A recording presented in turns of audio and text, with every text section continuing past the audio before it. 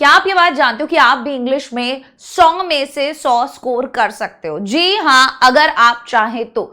English का जो आपका पेपर आता है, अगर हम उसका एनालिसिस करें, हम ये देखें कि इस पेपर में वो कौन सी चीजें हैं जो बहुत ज्यादा इंपॉर्टेंट है, या ये पेपर हमसे क्या चाह रहा है, हम रटने की जगह चीजों को अगर ये बात समझ लें कि इस पेपर की डिमांड क्या है, तो हम वो चीज उसको दे पाएंगे। इसी वीडियो में मैं ऐसी ही बातों पर आज डिस्कशन करना चाहती हूँ और आपको ये बताना चाहती हूँ कि अगर आप चाहते हो कि आपकी इंग्लिश बेटर हो, आप इंग्लिश में 100 में से 100 स्कोर करो, आपको इंग्लिश का हर एक सवाल आता हो, तो आपको किन 3 से 4 बातों पर काम करना अभी से शुरू करना पड़ेगा, क्योंकि अभी भी देरी नहीं हुई है। अगस्त चल रहा है और आप सब बच्चे ये जानते हैं कि अब आगे आने वाले टाइम में आप लोगों के टर्म एग्जाम्स वगैरह सब कुछ आने वाले हैं। तो इससे पहले कि ज्यादा देर हो, ठीक है, अगस्त के अंदर ही आपको एक नई हैबिट जो है वो बनाने की कोशिश करनी होगी। और वो हैबिट क्या है? सबसे पहले आज जाकर आप अपना पेपर उठाकर देखिएगा, ठीक है, जो प्रीवियस ईयर का पेपर आता है ना, और अब आपको उसमें एक पेपर पैटर्न आपको थोड़ा सा उसका देखना पड़ेगा। हम एक पेपर पैटर्न के एनालिसिस की भी क्लास रखेंगे। पेपर पैटर्न जब आप देखोगे ना, तो ऐसा बिल्कुल भी नहीं है कि आपको अलग अलग सेक्शंस ऐसे बनाकर दिए हुए कि यार ये केवल लिटरेचर का सेक्शन है, ठीक है, ये केवल ग्रामर का सेक्शन है। ऐसा नहीं किया हुआ है कि लिटरेचर अलग दिया है, ग्रामर बिल्कुल अलग दिया है, नहीं, ऐसा नहीं है। सब कुछ मिक्स किया हुआ है। जो स्टोरी राइटिंग के क्वेश्चंस हैं, जो समरी राइटिंग के क्वेश्चंस हैं, जो लेटर राइटिंग के क्वेश्चंस हैं, जो ग्रामर के क्वेश्चंस हैं, ठीक है, हाँ, सेक्शंस बने हुए हैं कि भाई ये डू एज डायरेक्टेड वाला हो गया, ये टेक्सचुअल पैसेज हो गया, ये नॉन टेक्सचुअल पैसेज हो गया, लेकिन ओवरऑल जो ग्रामर या जो राइटिंग स्किल, वो सब इसी के अंदर ही डाल के ये लोग पूछ लेते हैं, ठीक है। तो कहने की बात ये है, आपको ध्यान किस बात पर देना है? सबसे पहली और सबसे इंपॉर्टेंट बात, आप अगर काम करना शुरू करेंगे तो वो किस चीज पर?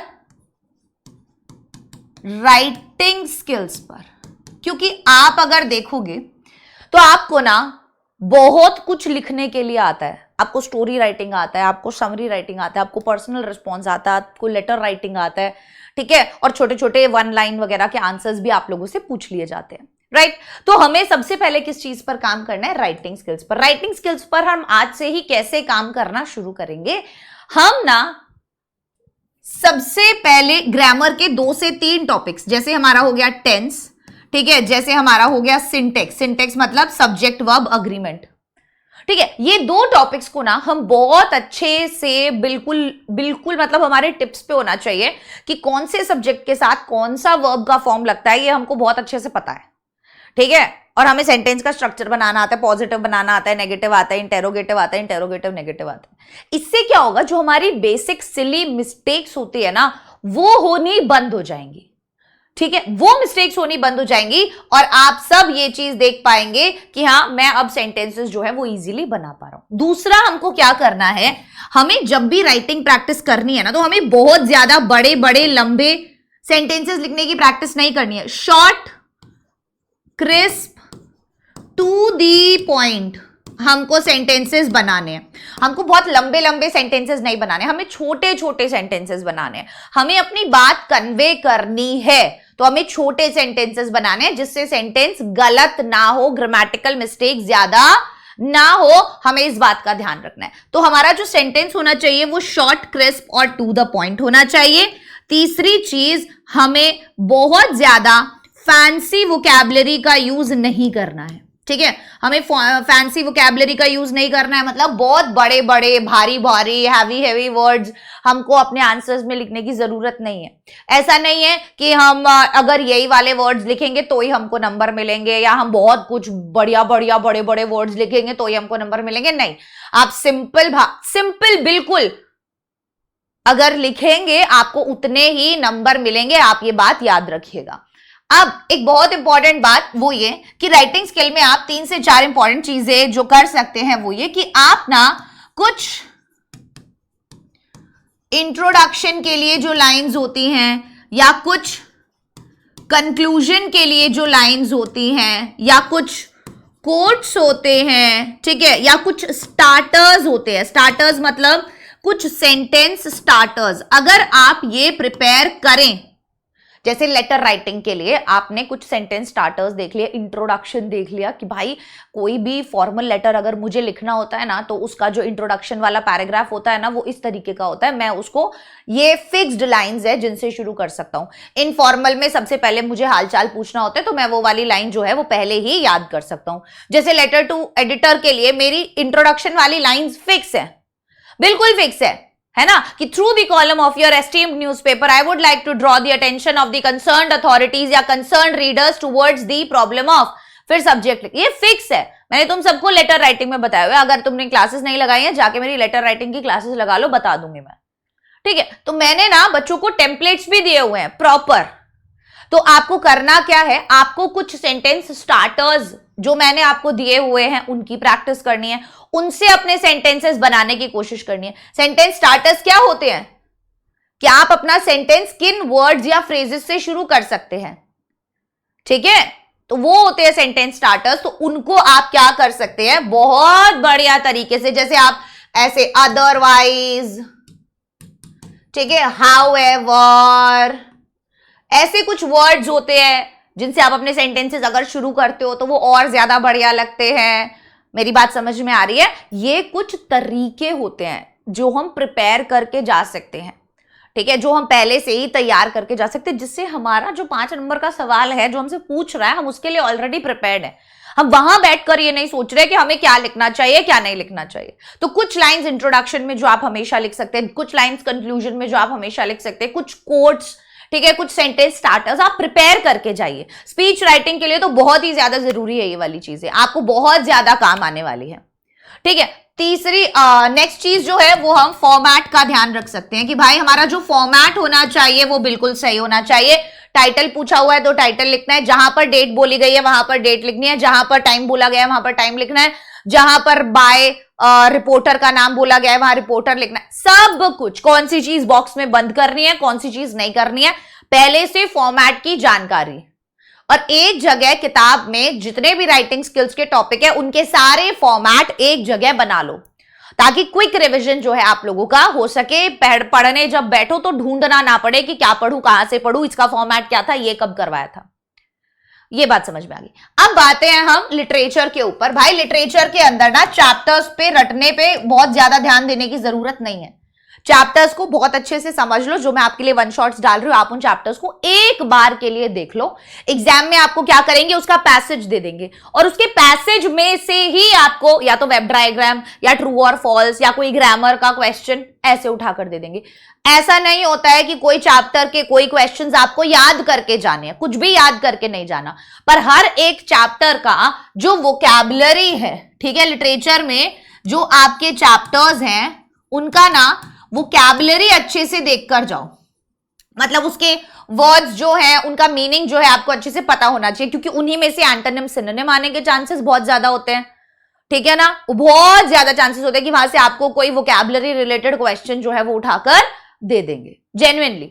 तो वोकैबुलरी अच्छी होनी चाहिए आपको। हर एक चैप्टर के जो भी नॉर्मल इंपॉर्टेंट हार्ड वर्ड्स है जो मार्जिन में दिए हुए हैं वो वर्ड्स हैं वो पता होने चाहिए, ठीक है। उसके अलावा कोई अलग से क्वेश्चन आंसर्स जो करने की जरूरत नहीं है, आपको वैसे क्वेश्चन आंसर्स पूछे भी नहीं जाते हैं, ठीक है, बट आपको ग्रामर रिलेटेड क्वेश्चंस आते हैं। एंटोनिम्स पूछ लेगा, सिनोनिम्स पूछ लेगा, ट्रू एंड फॉल्स पूछ लेगा, वेब डायग्राम पूछ लेगा, ऐसी चीजें। तो आप अब लिटरेचर के लिए किस चीज की प्रैक्टिस करेंगे कि आप वहां पर अपना टाइम सेव कैसे करें, ठीक है, वहां पर आप अपना टाइम बहुत ज्यादा बचा सकते हो, क्योंकि बार बार पैसेज पढ़ना और उसकी हिंदी करना फिर उसको बहुत ज्यादा डिटेल में समझने का जरूरत नहीं है, क्योंकि आपको सिर्फ अपना आंसर ढूंढने से मतलब होना चाहिए। आंसर मिलेगा सही, बिल्कुल बिना ग्रामर और स्पेलिंग मिस्टेक्स के अपना आंसर लिखकर आओगे, मजे ही मजे। मैंने प्रॉपर आपको जब भी अनसीन पैसेज पढ़ाए हैं, टेक्सचुअल नॉन टेक्सचुअल पैसेज पढ़ाए हैं, तो ये बात बताइए कि कैसे आप ज्यादा समय पैसेज को पढ़ने में वेस्ट करने की जगह आंसर को लिखने में लगाओ, क्योंकि इतना ज्यादा गहराई से पूछा ही नहीं जाता, वो ऊपर ऊपर से ही सवाल पूछते हैं, ठीक है। तो वहां पर प्रैक्टिस की बहुत ज्यादा जरूरत है। और पेपर प्रेजेंटेशन कि आप अपना आंसर कैसे लिख कर आते हो। उसके बाद अभी से ही आप सब बच्चे सारे के सारे पोयम अप्रिसिएशन याद करना शुरू कर दीजिए। ये बहुत इंपॉर्टेंट है। आपको पता है कि पोयम अप्रिसिएशन से सवाल आता है, तो अब से भी एग्जाम तक अगर पोएम अप्रिसिएशन याद करने लगोगे हर एक पोएम का, तो भी याद हो जाएगा। पोएम अच्छे से समझा दी है मैंने, सबको समझ में आ गई है हर एक पोएम में क्या राइम स्कीम है, हर एक पोएम के अंदर क्या लिटरेरी डिवाइस है। ये दो चीजें बहुत इंपॉर्टेंट है और आपको लिटरेरी डिवाइसेस के एग्जाम्पल्स भी डालकर आने होते हैं। अगर वो नहीं डालोगे तो भी दिक्कत है, ठीक है। तो ये इंपॉर्टेंट चीज है भाई, ये तो वो चीजें हैं जो आती है जिन पर ध्यान देना ही देना है। एग्जाम में जब भी बैठेंगे तो वेल प्रिपेयर्ड अगर बैठेंगे तो ज्यादा फायदा होगा। हमें पता है पेपर हमसे क्या डिमांड कर रहा है, ठीक है, हम उसकी वही डिमांड पूरी करने वाले। हम अच्छे से प्रैक्टिस करके आए हैं, हमें अच्छे से सेंटेंस स्टार्टर्स आते हैं, हमें इंट्रोडक्शन में क्या लिखना है पता है, कंक्लूजन में क्या लिखना है पता है, बीच में क्या लिखना है पता है। ग्रामर की हम कम से कम मिस्टेक्स करेंगे, ठीक है ना। ग्रामर के जो भी क्वेश्चंस आएंगे उसमें भी हम अपने रूल्स को बहुत अच्छे से प्रैक्टिस करेंगे बार बार। और रूल्स प्रैक्टिस कैसे हो सकते हैं ग्रामर के? ज्यादा से ज्यादा क्वेश्चन प्रैक्टिस करके। अब बारी हम ग्रामर की ही लेंगे, क्योंकि ग्रामर के अंदर बेसिकली बच्चे क्या करते हैं, ग्रामर के रूल्स को रटने बैठ जाते हैं। अगर आप सारा साल भी बैठकर रटोगे तो भी अगर एग्जाम में सवाल आ गया तो फिर वो नहीं कर पाओगे, क्योंकि रट रखे हैं। फिर उसे रटने में, याद करने में कुछ भी मिस हो गया, इधर उधर हो गया तो नंबर कट जाता है, फिर सवाल नहीं निकलता है ना। हमेशा नरेशन कर रहे हो, वॉइस कर रहे हो, टेंसेस कर रहे हो, कुछ भी कर रहे हो, कोशिश करो कि ग्रामर के जो भी रूल्स है जो याद करना चाहते हो वो क्वेश्चन प्रैक्टिस के थ्रू ही कर रहे हो, ठीक है। हर एक क्वेश्चन जब ग्रामर का सॉल्व करोगे, कोई वॉइस का क्वेश्चन सॉल्व कर रहे हो, प्रेजेंट सिंपल में है, वहां पर लिख लो। बार बार जब प्रैक्टिस कर रहे हो तो लिखो कि भाई प्रेजेंट सिंपल का मुझे पैसिव बनाना होता है तो भाई मैं इज, एम, आर के साथ वर्ब का थर्ड फॉर्म लगाता हूं। ये लिखो, बोलो बार बार, तो याद अपने आप हो जाएगा, ठीक है। तो आज से ना ये 3 से 4 चीजें करनी शुरू करो और आगे आगे मैं ऐसे और वीडियोस में आपको बताऊंगी कि कैसे आप इंग्लिश में 100 में से 100 लेकर आ सकते हैं। आज का एक ओवरऑल रिव्यू देख लेते हैं। राइटिंग स्किल्स को इंप्रूव करने के लिए आपको सबसे पहले अपना टेंसेस और थोड़ा सा सब्जेक्ट वर्ब अग्रीमेंट को ठीक करना होगा, ताकि, क्योंकि आप हमेशा गलती यही करते हो कि सब्जेक्ट्स के साथ गलत फॉर्म ऑफ वर्ब लगाते हो, जिससे वो पूरा ही मीनिंग ही चेंज हो जाता है और वो आंसर गलत हो जाता है, फिर वो सेंटेंस का वो गलत हो जाता है, ठीक है। इंटेरोगेटिव सेंटेंस कैसे बनता है, नेगेटिव कैसे बनता है, ये पता होना चाहिए। कौन से सिचुएशन में कौन सा टेंस लगाते हैं। अगर मुझे डेली रूटीन बताना है तो मैं प्रेजेंट सिंपल लगाऊंगा, अगर मुझे कंप्लीट एक्शन बताना है, कंप्लीटेड एक्शन बताना है तो मैं पास्ट सिंपल लगाऊंगा। पढ़ाया है मैंने, सब पढ़ा है, तुम्हें आता है, ये पता होना चाहिए दिमाग में। रट लो इन चीजों को, भर लो दिमाग में, ठीक है। दूसरी चीज, आपको बहुत ज्यादा मुश्किल नहीं लिखना है, शॉर्ट, क्रिस्प, इजी लैंग्वेज में टू द पॉइंट बात लिखनी है, वर्ड लिमिट के अंदर रहकर लिखनी है। तीसरी चीज, आपको फैंसी वोकैबुलरी, बहुत मुश्किल मुश्किल वर्ड्स लिखोगे तो ही नंबर मिलेंगे, ऐसा नहीं होता है। सिंपल लिखोगे पर सही लिखोगे तो नंबर मिलेंगे, ठीक है। उसके बाद इंट्रोडक्शन, कंक्लूजन, कोट्स और सेंटेंस स्टार्टर्स, इनकी प्रैक्टिस करो। मैंने आपको स्पीच राइटिंग के लिए दिए हुए हैं, मैंने आपको लेटर राइटिंग के लिए ये दिए हुए हैं, मैंने आप लोगों को रिपोर्ट राइटिंग के भी दिए हुए हैं, ठीक है, कि आप कैसे इंट्रोड्यूस कर सकते हो, कैसे अगर कोई एक्सीडेंट हो गया है तो रिपोर्ट कैसे लिखनी है, कोई आग लग गई है तो रिपोर्ट कैसे लिखनी है, कोई बीमारी फैल गई है तो रिपोर्ट कैसे लिखनी है। सबके मैंने फिक्स टेम्पलेट्स दिए हुए हैं, उन टेम्पलेट्स को यूज करके प्रैक्टिस करो, ठीक है। उन टेम्पलेट्स को यूज करके प्रैक्टिस करो, मेरे वीडियोस देखो जाकर, रिपोर्ट राइटिंग, वन शॉट, वहां सब मिलेगा तुमको, ठीक है। उसके बाद लास्ट में लिटरेचर में बहुत ज्यादा ऐसा नहीं है कि चैप्टर्स में आपको लिटरेचर के बड़े बड़े आंसर्स लिखकर आने, ऐसा नहीं पूछता है, वहां पे पैसेज देता है, पैसेज में से आंसर ढूंढकर लिखना है। तो इसी की प्रैक्टिस करनी है कि क्या मैं पैसेज में से आंसर ढूंढ पा रहा हूं, सही आंसर ढूंढ पा रहा हूं, राइट। उसके बाद सारे के सारे पोएम अप्रिसिएशन आज से ही लिखना शुरू कर दीजिए, आज से ही इनकी प्रैक्टिस करना शुरू कर दीजिए, ठीक है। पॉइंट्स में पूछता है पॉइंट्स में लिखो, पैराग्राफ में पूछता है पैराग्राफ में लिखो, जैसा एग्जाम में पूछा जाता है तुम्हारे वैसे की ही प्रैक्टिस करना शुरू कर दो। और लास्ट चीज, ग्रामर आज से ही आप सब बच्चे क्वेश्चंस के थ्रू रूल्स याद करने की कोशिश करेंगे, ठीक है। क्वेश्चंस के थ्रू रूल्स याद करने की कोशिश करेंगे। ग्रामर बहुत इंपॉर्टेंट पार्ट है, पूरे पेपर में फैला हुआ है, ठीक है ना। तो मैं आशा करती हूं कि आज का ये वीडियो आप लोगों को पसंद आया होगा। जो भी आपको इंग्लिश के पेपर में प्रॉब्लम आता है, मैं चाहती हूं आप सब कमेंट सेक्शन में कमेंट करके जरूर लिखें। अगर आप सबने अभी तक mega Vedantu scholarship admission test के लिए रजिस्टर नहीं किया है बच्चों, तो फटाफट से जाइए और mega Vedantu scholarship admission test के लिए अभी के अभी रजिस्टर कर लीजिए। ये सबसे बड़ा टेस्ट है बेटा, ठीक है। एमवी सैट जो है वो सबसे बड़ा टेस्ट है, पूरे इंडिया में करवाया जाता है। वेदांतु हर एक ऑफलाइन सेंटर पर ये टेस्ट करवाता है और इसका जो डेट है वो है 2, 3, 4, 10 और 11 अक्टूबर। अपने मॉम डैड के साथ जाना, वहां पर जाकर आप ये टेस्ट देकर आना। बहुत सी बार हमें खुद नहीं पता होता कि हमारे अंदर कितनी कैपेबिलिटीज है, हमें खुद नहीं पता होता हम कितने टैलेंटेड हैं, हमें खुद नहीं पता होता हम लाइफ में क्या क्या अचीव कर सकते हैं, ठीक है। ये अपॉर्चुनिटी ऐसी है, give it your best shot, try करो। तुम लैपटॉप्स, आईफोन्स, एलेक्सा, पता नहीं क्या क्या चीजें जीत सकते हो, बहुत कुछ, बहुत बड़े बड़े प्राइजेस यहां पर हैं और आपकी क्लास का पूछा जाता है। तो 100% तक का वेदांतु के कोर्सेज पे स्कॉलरशिप मिल सकता है, 150 करोड़ तक का अलग से स्कॉलरशिप मिल सकता है, ऑल इंडिया रैंक आपकी 2.5 लाख तक आ सकती है और 2 करोड़ तक के कैश प्राइज और रिवॉर्ड्स भी आप जीत सकते हैं, ठीक है। तो 2nd, 3rd, 4th, 10th और 11th अक्टूबर को आप क्या कर सकते हैं, ये टेस्ट जाकर दे सकते हैं। वीडियो के डिस्क्रिप्शन में हमने लिंक डाला है, अभी के अभी जाके रजिस्टर कर लीजिए। और अगर अभी तक आपने अजिंक्य बैच ज्वाइन नहीं किया तो बेटा जाओ अजिंक्य बैच ज्वाइन कर लो, ये बिल्कुल फ्री बैच है। लाइव क्लासेस यहां पर आपको दी जाती है, वो भी बिल्कुल फ्री, ठीक है। तो वेट अ मिनट, ये देखो अभी दिख रहा है, ठीक है, अभी दिख रहा है। तो यस, वो थोड़ा सा पार्ट कट गया होगा। Live classes, daily live classes जो है वो आपको यहां पर प्रोवाइड करवाई जाती है बिल्कुल फ्री। यहां पर क्लास देखने का फायदा क्या होगा, नोट्स मिलेंगे, असाइनमेंट्स मिलेंगे, होमवर्क मिलेंगे, क्विज मिलेंगे, बिना डिस्ट्रैक्शन के क्लास देख पाओगे और किसी भी टाइम वेद एआई की मदद से डाउट सॉल्व कर पाओगे। तो ये सब चीजों का फायदा उठाओ, सारे के सारे लिंक्स हमने डिस्क्रिप्शन में डाल दिए।